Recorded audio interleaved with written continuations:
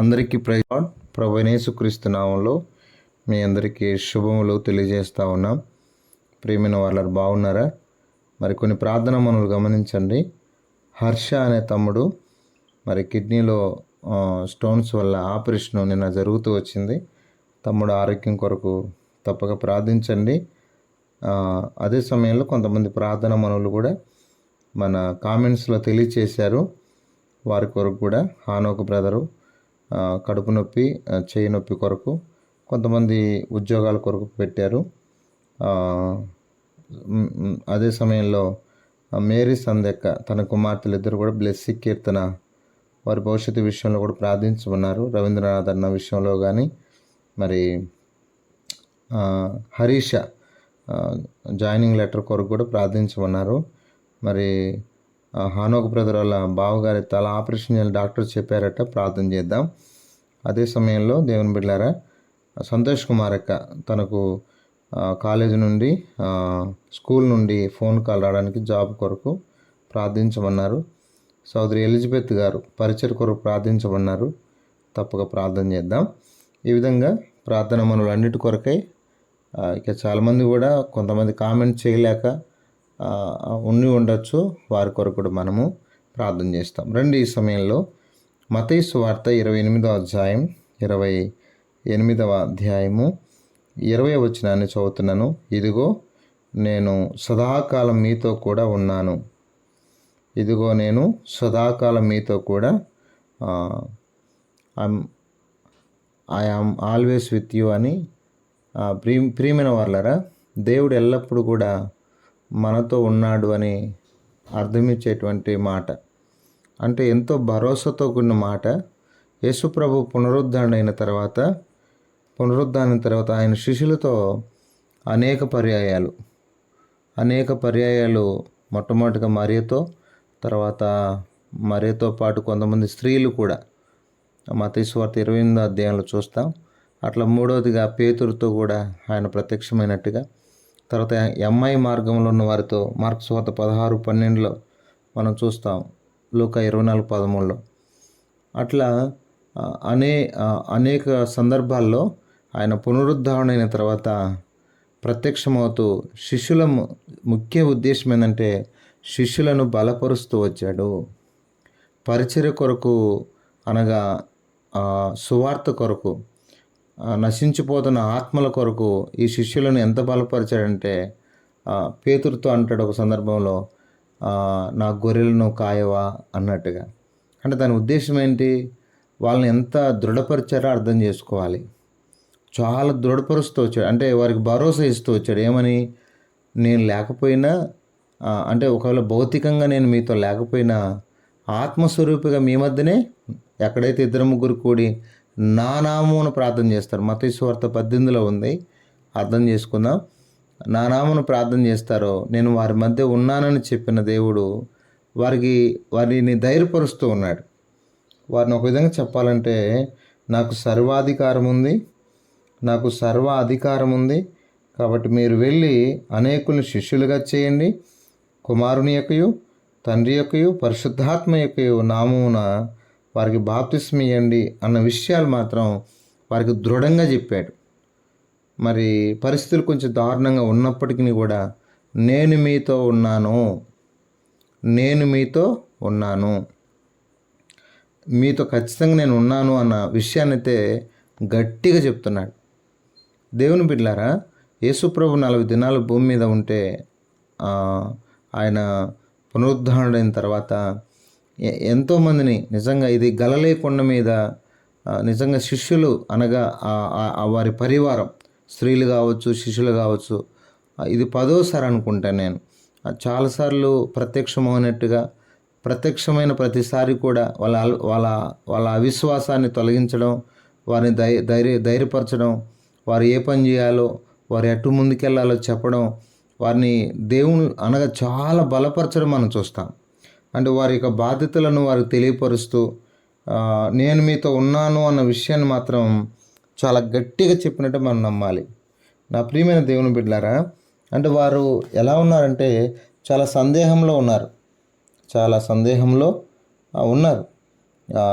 28వ అధ్యాయం 17వ వచనం. వారు ఆయన్ను చూచి ఆయనకు మొక్కిరి కానీ కొందరు సందేహించిరి. కొంతమంది మందిరానికి వచ్చి అందరూ కూడా ఒకే విధంగా ఉండాలని ఏం లేదు, సందేహించే వాళ్ళు కూడా ఉంటారు. అర్థమవుతుందా? ఇదే మార్కు సువార్త 16వ అధ్యాయంలో ఆ సందేహించే వారి కొరకు ఆయన 16వ అధ్యాయం 14వ వచనం. పిమ్మట 11 మంది శిష్యులు భోజనమున కూర్చున్నప్పుడు ఆయన వారికి ప్రత్యక్షమై తాను లేచిన తర్వాత తను చూచిన వారందరి మాట నమ్మనందున వారి అపనమ్మకం నిమిత్తం హృదయ కాఠిన్యం నిమిత్తము వారిని గద్దించెను. మరియు మీరు సర్వలోకమునకు వెళ్ళి సర్వసృష్టికి సువార్త ప్రకటించుడి. నమ్మి బాప్తిసం పొంది రక్షించబడి నమ్మని వానికి శిక్ష విధింపబడను. నా ప్రియమైన వాళ్ళారా, మరి వాళ్ళకు ఖచ్చితంగా చెప్తున్నాను, వాళ్ళని గద్దిస్తున్నాడు. అర్థమవుతుందా? మీరు ఈ పని చేయాలి, ఇదిగో నాకు మీరే సాక్షులు. అర్థమవుతుందా? లూకాసు వార్త 24లో చెప్తాడు, ఈ సంగతులన్నిటికీ మీరే సాక్షులు, నాతో మీరు ఉన్నారుగా. కాబట్టి నా గురించి అనగా శిలువ మరణం, ఆయన జన్మ, ఆయన మరణ పునరుద్ధానాల గురించి మాట్లాడాల్సింది మీరే అని వారికి గుర్తు చేస్తున్నాడు. అంటే మనం తెలుసుకోవాల్సిన విషయం ఏంటంటే, అన్ని పరిస్థితుల్లో దేవుని కృపను బట్టి నిజంగా ఆ రోజు అపోస్తలులు ఎంతగా దేవుని సేవ చేశారంటే చాలా గొప్పగా దేవుని సేవ చేశారండి. దేవుడు వారితో ఉండి బైబిల్ ఏం రాస్తుందంటే మార్క్స్ వార్తలో 16వ అధ్యాయం 20 వచనం. వారు బయలుదేరి వాక్యమంతా ప్రకటించిరి. ప్రభు వారికి సహకారుడై ఉండి వెనువెంట జరుగుచూ వచ్చిన సూచక్రియల వలన వాక్యము స్థిరపరచుచుండెను. ఆమేన్. దేవుడు వారికి సహాయం చేస్తూ వచ్చాడు. ఈరోజు మన పరిచర్యలో కూడా దేవుని సహాయం ఉండాలి, దేవుడు మనతో ఉండాలి. లేకపోతే అవన్నీ ఫెయిల్ అయిపోతాయి.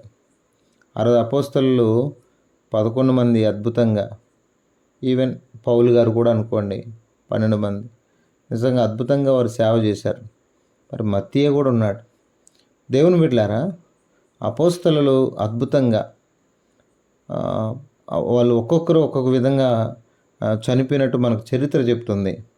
వారు దేవుని కొరకు ఎంత శ్రమ అనుభవించారో, ఎంతగా ఆ శ్రమలో కూడా దేవుని మీద ఆధారపడుతూ ఒక్కొక్క భక్తుడు ఒక్కొక్క విధంగా, మత్తయి ఒక విధంగా చనిపోతే యోహాను మరొక విధంగా, ప్రియమైన వాళ్ళు పేతురు రోమపట్నంలో తలకిందులుగా సిలువేయబడి, అట్లు ఒక్కొక్కరు ఒక్కొక్క విధంగా. బర్తలోమై అనే వ్యక్తి ఉన్నాడు, ఆయన పేరు ఒక విధంగా నతానియేల్. సజీవంగా ఆయన ఒక విధంగా చెప్పాలంటే ఆయన చర్మాన్ని ఒలిసివేశారు.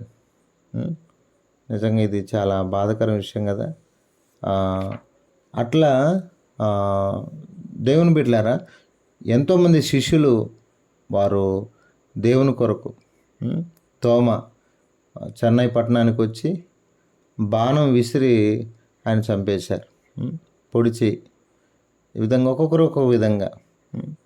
ప్రియమైన దేవుని బిడ్డ, దీన్ని బట్టి ఏమర్థం అవుతుందంటే, దేవుడు వారికి సహకారుడై వారితో ఉండి ఎన్నో కార్యాలు చేశాడు. కాబట్టి ఈరోజు మన జీవితాల్లో కూడా దేవుడు మనతో ఉంటే, మనకు దేవుడు సహకారుడైతే ఎంతో గొప్ప పరిచర్య చేయగలం. ఎంతమంది అవమానించినా, ఎంతమంది మనల్ని ద్వేషించినా, తునీకరించినా, కాబట్టి దేవుడు మనకు తోడై ఉంటే, వాళ్ళకు దేవుడు భరోసా ఇచ్చాడు, నేను మీతో ఉంటాను, నాకు సర్వాధికారం ఉంది, మీరు వెళ్ళి అనేకుల్ని శిష్యులుగా చేయండి. కాబట్టి ఈరోజు మన బాధ్యత ఏంటి? అనేకుల్ని ప్రభువులోకి నడిపించాలి, అనేకులకి దేవుని సువార్తను ప్రకటించాలి, అనేకుల్ని ప్రభు యొక్క మార్గాన్ని బోధించడానికి మనం ఎంతో సిద్ధపడి ఉండాలి. ప్రియమైన దేవుని బిడ్డలారా, అప్పుడు దేవుడు మనకు తోడుగా ఉండమే కాదు, సహకారుడై మన జీవితాల్లో గొప్ప కార్యం చేస్తాడు. మరి ఈ విషయంలో సంసిద్ధమైన అపోస్తలులు ఎంతగా దేవుని కొరకు వారు దేవుని సువార్తను ప్రకటించడానికి వారి జీవితాల్లో దేవునికి అప్పగించుకున్నారు. అట్లాగే దేవుడు కూడా వారికి తోడుగా ఉండి వారి జీవితాల్లో గొప్ప కార్యాలు చేశాడు. మామూలు కార్యాలు కాదండి. పేతురు నీడ కోసం వెంపలాడారు అనేక మంది. అట్లు అపోస్తలుల ద్వారా దేవుడు జరిగించిన కార్యాలు అపోస్తల కార్యంలో చూస్తాం. అద్భుతమైన ఆత్మకార్యాలు, ప్రార్థనా కార్యాలు అక్కడ మనం చూస్తాం. అక్కడ ఈరోజు మన జీవితాల్లో కూడా మనం కూడా అనేకులకి దేవుని మాటలు చెప్పాలనే, అనేకులు దేవుని వాక్యం వైపు ఆకర్షించబడాలనే దేవుని ఉద్దేశం. మనం పరిశుద్ధంగా ఉంటూ అనేకుల్ని దేవుని వైపు మళ్ళించడానికే మనం ప్రయత్నించాలని. అనగా దేవుని వైపు మళ్ళించడం అంటే దేవుని వాక్యాన్ని బోధించడం, ఉన్నట్టు సత్యాన్ని బోధించడం. అర్థమవుతుందా? కనుక ఆ విధంగా దేవుడు మనతో ఉన్నట్లుగా, మన ప్రతి పరిస్థితుల్లో ఆయన మనకు సహకాడు అవునట్లుగా, ముఖ్యంగా ఆయన మనకు అప్పగించిన బాధ్యతలు నెరవేర్తిస్తూ ముందుకెళ్ళినట్టుగా, ముఖ్యంగా ఆయన ఇస్తున్న భరోసా, నేను మీతో ఉన్నాను అని చెప్తున్నాడు. ఆయన మనతో ఉండి ఆయన మన ద్వారా గొప్ప కార్యములు చేయనుగాక. ప్రార్థన చేసుకుందాం. పరిశుద్ధమైన తండ్రి, కృపగల దేవా, మీకెంతో వందనాలు. అవును ప్రభు, మా జీవితాల్లో నీ కార్యమును జరిగించండి దేవా.